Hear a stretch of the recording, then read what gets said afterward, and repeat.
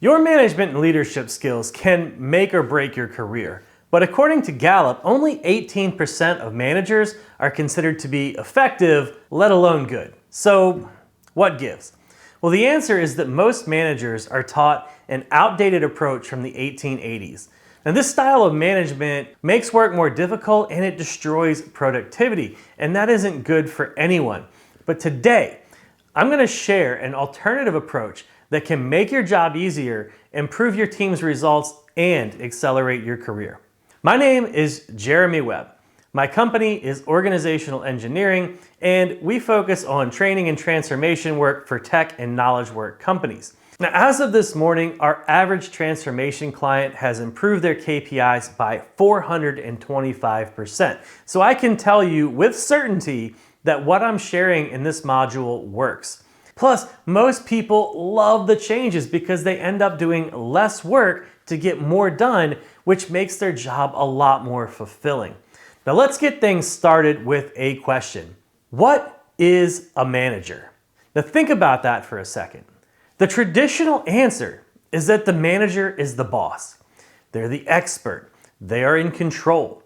They make the decisions and they tell employees what to do. That means that the employees are subordinates. Subordinates do what the boss says and they put the boss's needs above all else. Employees are rewarded and punished by the boss, and a lot of times they want to be the boss so that they can improve their situation.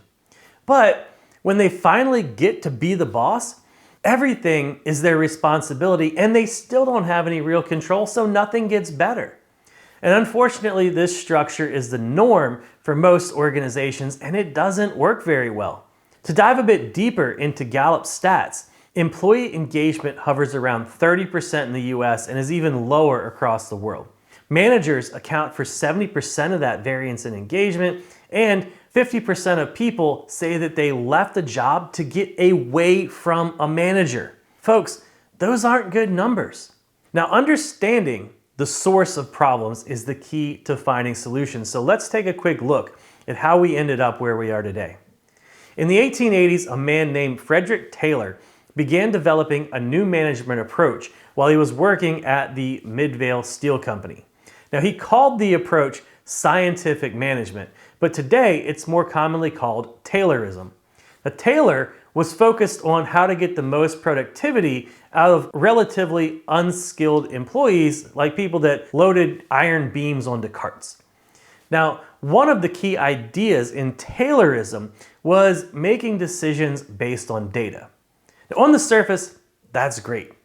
We all know how valuable data is in today's world, but Taylorism also embraced the idea that management should make the decisions and the employees should do as they're told.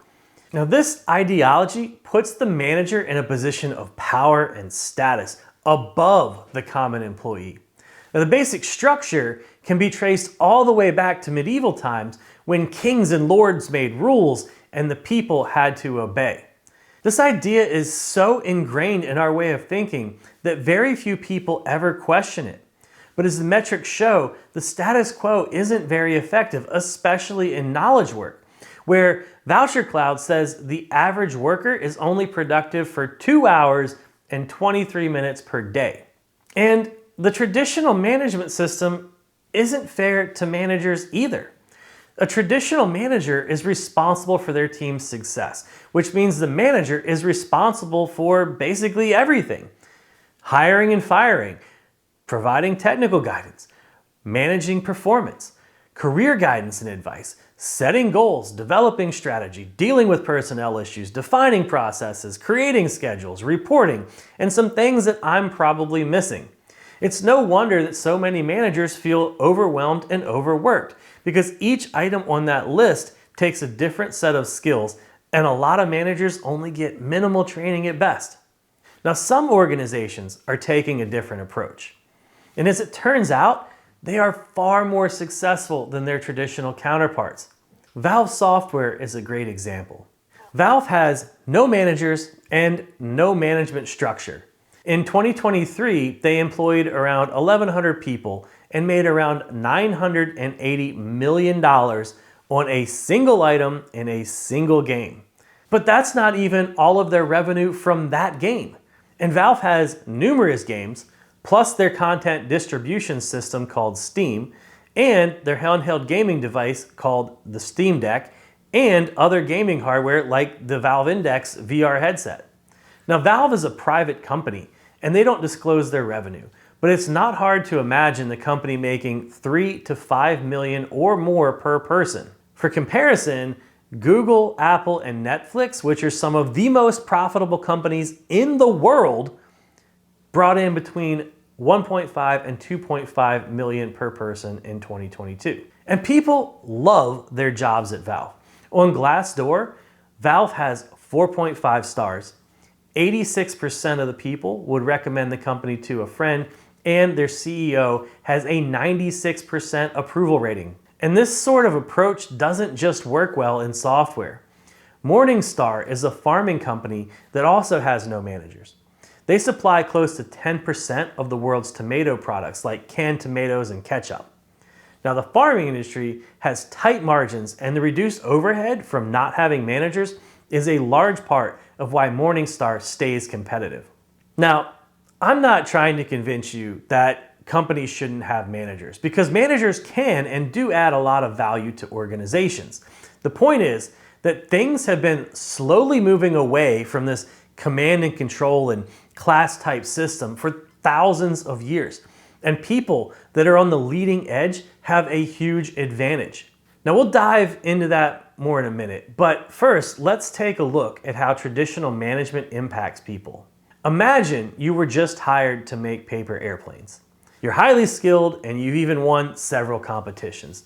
On your first day, your manager gives you an assignment to fold 100 paper airplanes in 30 minutes. So you get to work. Now, 10 minutes in, you're about halfway done, and your manager pops in to say they have a better design and they want you to use it. Oh, and by the way, all of the planes need to be the same, but the company doesn't want to waste paper, so all of the planes will need to be unfolded and refolded. Okay, you think, you could do that. You still have 20 minutes to do 100 airplanes, and you're an expert, so you can make it happen. Maybe your energy drops a little bit, but it's day one, and so you stay positive. Another 10 minutes goes by, and the manager comes back to check on your progress. But since you had to learn a new technique and refolding creates extra work, you only have 40 planes done. You're still getting faster though, so you're confident you can still finish on time. But the manager tells you that based on standard productivity metrics, you should be at 60 planes by now. So they're gonna go ahead and get you some help. So with 8 minutes remaining, a new person shows up. But they don't understand the process. You believe it'd be faster to finish the order yourself than it would be to use their help, but if you don't accept, it'll look like you aren't a team player. So you decide to go ahead and take the help. The manager comes back with 5 minutes left and sees that you're only at 60 planes. So they tell you to pick up the pace, and they stand there to watch you work. The manager also says that if you don't get it done on time, you won't get your bonus and you'll have to work through your break to finish. In the end, you miss the deadlines by 3 minutes and you don't get your bonus. You would have finished on time though if it wasn't for management.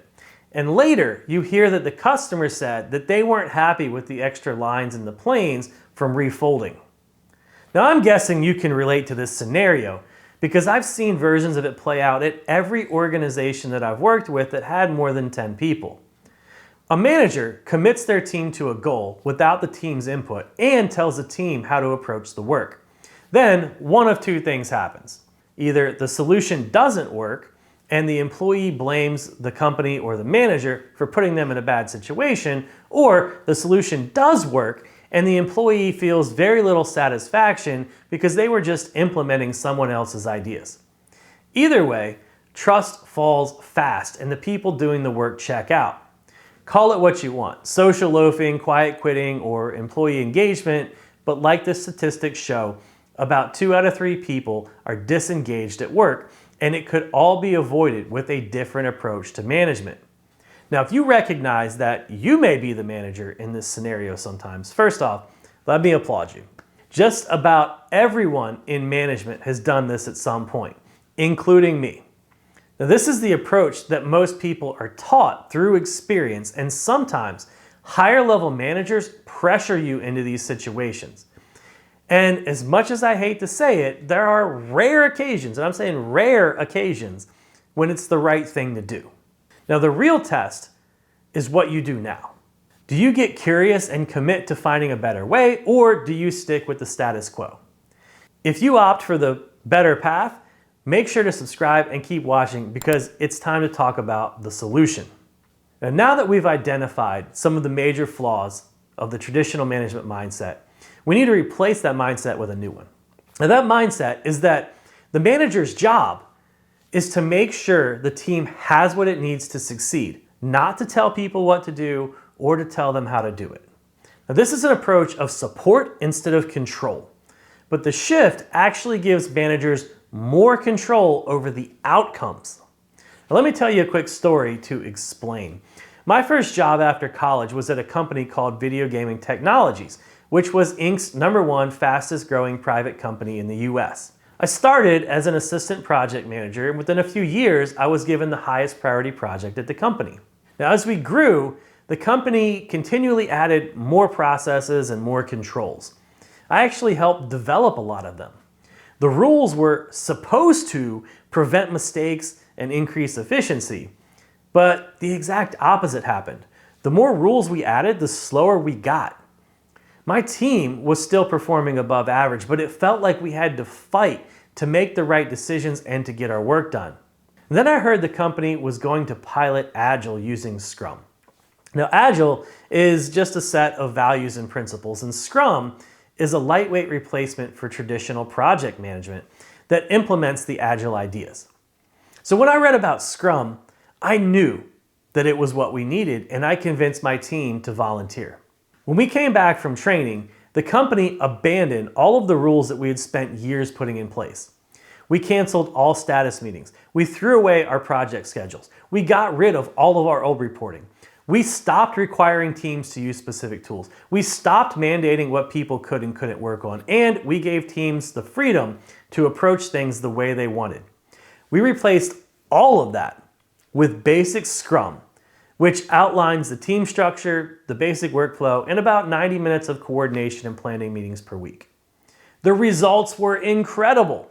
One of my team members told me he felt like he got more done in the first 3 weeks than he had in the last 6 months. And from that point on, our productivity went up 500% in the next 6 months. Our quality got better, we stopped missing deadlines, and people began enjoying their work again. All because we stopped trying to control people. Now, my work shifted from making elaborate schedules and going to endless status meetings to focusing on the customer and the product. I felt more in control than ever, and I was doing less work, which gave me the time to do more fun stuff like meeting with potential customers and going to trade shows in Las Vegas and conducting market research. I even got to go to some pretty swanky parties. I'll tell you more about how to introduce this kind of change later in this video, and I'll drop a link in the description to some additional information. But for now, let's talk about how you can apply these ideas with your team, even if you can't change your entire organization.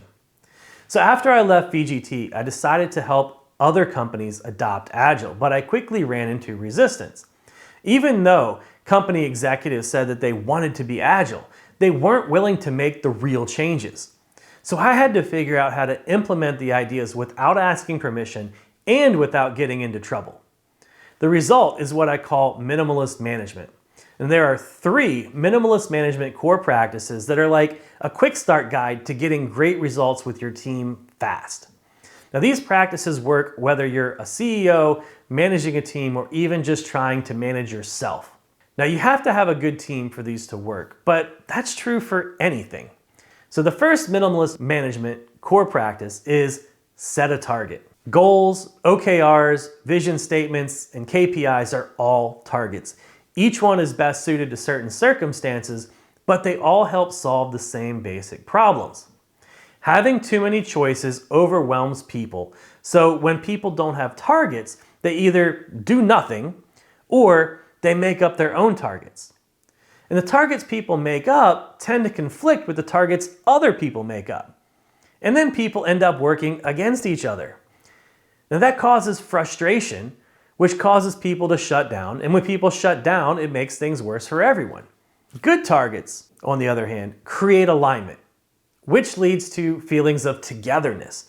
Good targets also establish measurements and create a sense of challenge and urgency, which leads to feelings of accomplishment. Feeling accomplished creates higher levels of engagement, and that leads to better results for everyone. Now, you may have noticed that I said good targets, and that's because not all targets are good. To give you a quick example, the US Army set a target to reduce the number of sexual assaults reported. Now, on the surface, that may sound like a great target, but it actually caused an increase in the number of sexual assaults. Why? Because it became frowned upon to report sexual assault, which made it less risky for someone to commit the assault. Now, I'll do a module where we go much more in depth on setting targets, but since this is the 101 quick start version, for now you should make sure that your targets, 1, define success for your organization, 2, make the world a better place and aren't just about money, and 3, challenge your team to achieve beyond their current levels. YouTube's objective to hit 1 billion hours of views per day by 2016 is a great example of a goal that checks all these boxes. The metric of 1 billion hours per day was designed to put YouTube on par with cable TV, which defines success for the company. The objective made the world a better place because previously YouTube was optimized for the number of clicks instead of the hours of watch time. And that switch meant that YouTube had to prioritize more engaging content, which meant a better experience for their users. And it was absolutely a challenge that pushed their team to a new level. Now, your goals may not be quite as grand or ambitious as YouTube, but even small things like improving customer satisfaction or reducing the number of defects in the field can make a big difference. Now, once your team has a target, they will start running into challenges. And this is where minimalist management core practice number 2 comes in. Ask your team what is holding them back. Your team probably knows what's stifling their success. And as a manager, you need your team to tell you what those things are. Unfortunately, many traditional managers tell their employees not to bring problems unless they have a solution. But when employees bring the solution, a lot of managers won't even use the solution. Now, this sends the message that the organization doesn't care about setting the employee up for success, and it makes the employee feel unsupported. And then managers wonder why their employees shut down and they won't take any initiative. It's kind of like tying someone's legs together and asking them to run a marathon, then wondering why they don't want to sign up for the next one. Now, to solve this problem, a lot of software teams do a regular retrospective where they identify the biggest issues they're facing. And when teams have freedom, they tend to fix their own problems. Now, one example that stands out for me was the build times at VGT. Before we adopted Scrum, it took about 8 hours to compile the code and create the executable files. But when we switched to Scrum, we began doing retrospectives and we gave the teams control over the build system. Within a couple months, my team reduced the time it took to do builds from 8 hours to 8 minutes. Now that's a 60x improvement, and it was just one of many things that got resolved because of retrospectives and giving the teams more freedom. But some problems are beyond the team's control, either because they don't have the expertise or because of restrictions, and that's where they need your help again. Minimalist management core practice number 3 is clear the path. Clearing the path means removing anything that slows the team down. Remember, you want your team to take more ownership if you want the best results. And every barrier to success is a potential excuse and a reason for them to avoid taking ownership. So the more barriers you take away, the more ownership your team will take and the better results you'll get. If someone doesn't have the skills to do their job, you might get time and budget for them to attend training. If the tools your team is using are a hindrance, you might kick off an effort to resolve the issues. If there's too much bureaucracy and unnecessary process, you might work to lean things out and give your teams more freedom. Now, some folks may be getting a little uncomfortable here because some of the things that I'm talking about are outside of your authority.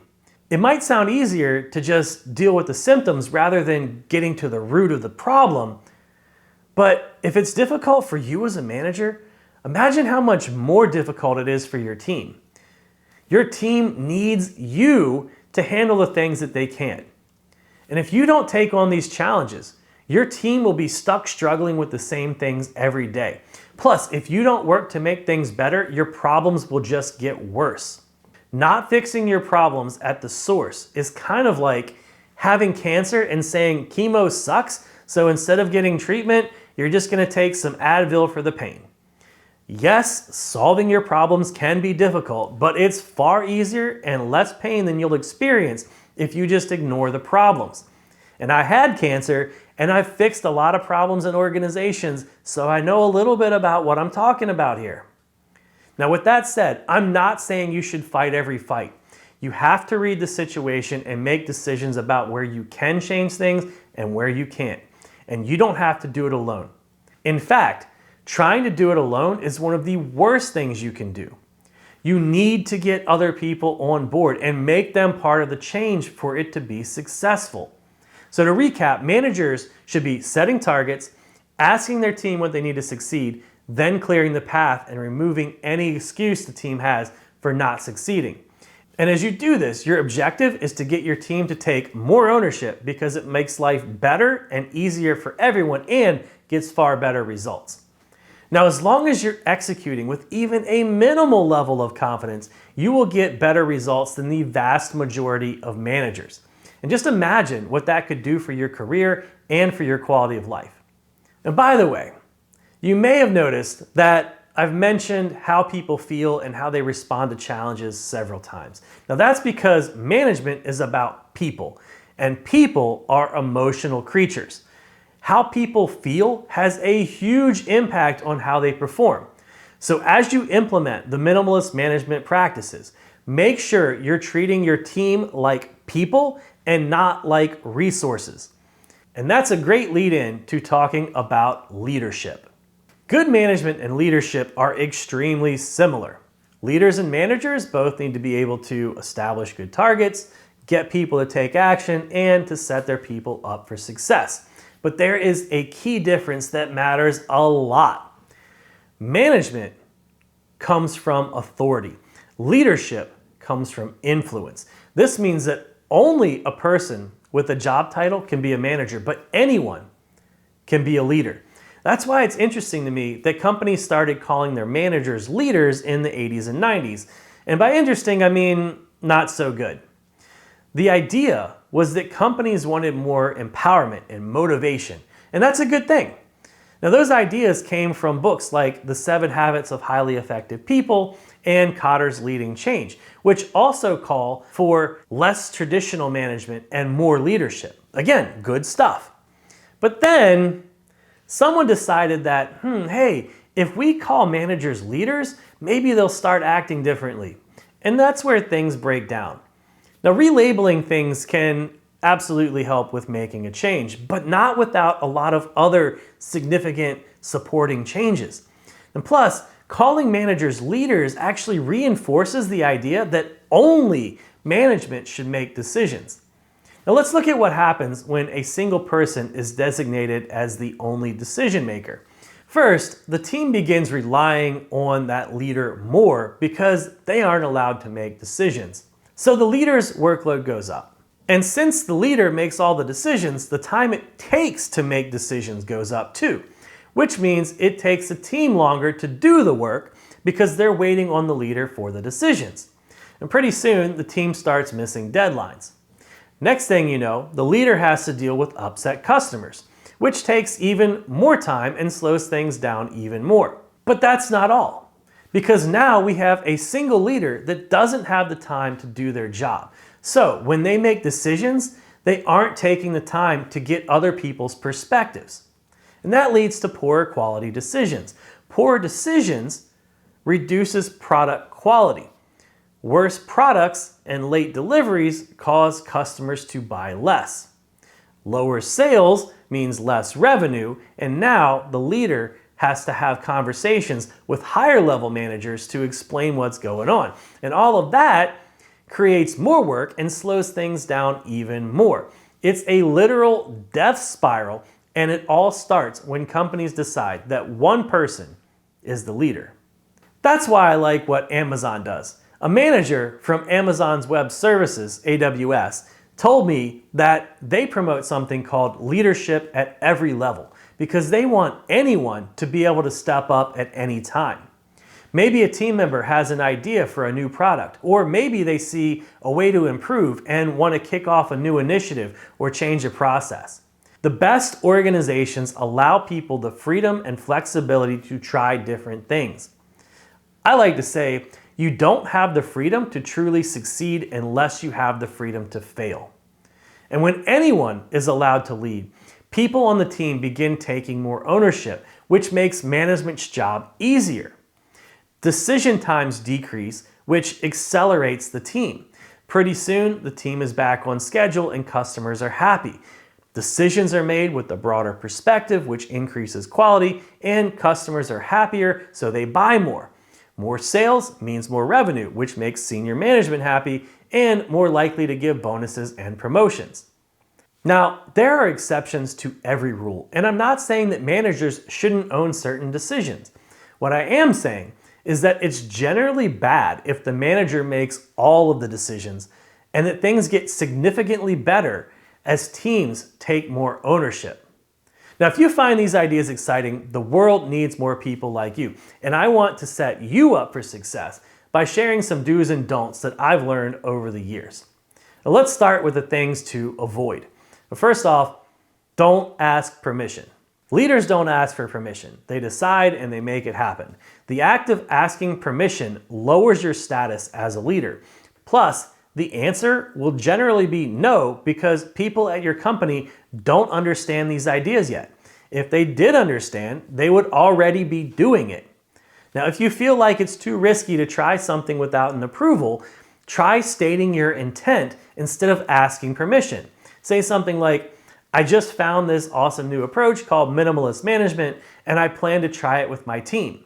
And if you want to take that a step further, you can state your needs as well. So you might say, my team is going to identify their challenges, and I'll need help from you to solve those challenges. Can I count on you? Now, this approach actually raises your status without lowering your manager's status. It puts you on that equal footing. Now, in a similar vein, don't expect everyone to get excited about what you're doing. For a lot of people, these ideas will be scary until they understand them better. But I found that around 90% of people will embrace these ideas once they experience the difference. And finally, don't give up. The most worthwhile things take time and they take effort, and you can make it happen if you stick with it. On to the do's. Do share this video or the webpage I have linked in the description. For whatever reason, when people discover something for themselves, they're far more likely to embrace the idea. And sharing a video gives them that opportunity for discovery. I'm planning to do a video specifically for higher level management that's geared towards their interest and needs. And it will help them understand what it is that you're doing and why it's critical to your company's success. A great way to bring up the video is to add it to your statement of intent. You could say, I'm planning to try a new management approach with my team. I can share a video about it if you'd like to learn more. Would you like me to send it? Another do. Do follow the 3 minimalist management core practices starting immediately. Look, don't wait for the right time because there never is a right time. And the longer you wait, the less likely you are to do it. How many times have you watched a YouTube video, got really excited about it, thought, wow, that's a cool idea, and then like the next day you do nothing and then you never do anything, right? And then a couple weeks later you forgot you ever watched it. The longer you take to do this, the less likely it is to happen and you're just not gonna get the results. So make a plan. I mean, even right now, pause the video, write it down, say, I'm gonna do this tomorrow, this is what I'm gonna do, and then go do it, right? Or even start it right now if you can. Taking action is the key to success. If you don't take action, nothing's gonna change, right? So that's up to you. All right, and the last do include your team in the decision making as much as possible. Now remember, the idea is to get the team to take more ownership, and the more that they're involved in setting goals and solving problems, the more they will engage. Now folks, I love to hear what you find useful or not so that I can improve future content. And if you have specific topics that you'd like more information on, be sure to drop a note in the comments because today's session was just the starting point.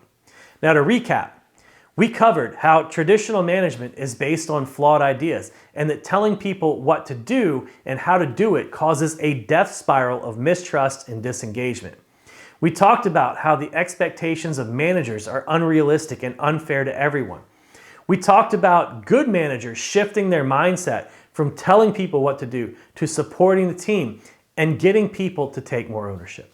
We covered the 3 minimalist management core practices of setting a target, asking people what they need, and clearing the path. And we covered the idea that management leadership are the same thing, except that anyone can be a leader while management is limited by job title. Now this is a lot of information in such a short module, and there's a lot of subtlety to what we covered. So you may want to come back and watch this video again in a couple days to pick up on anything you missed. And with that, I'll leave you with one final thought. You can be a great leader without being a great manager, but you can't be a great manager without being a great leader. And when you become a great leader, it can change your life and the lives of countless others. See you in the next one.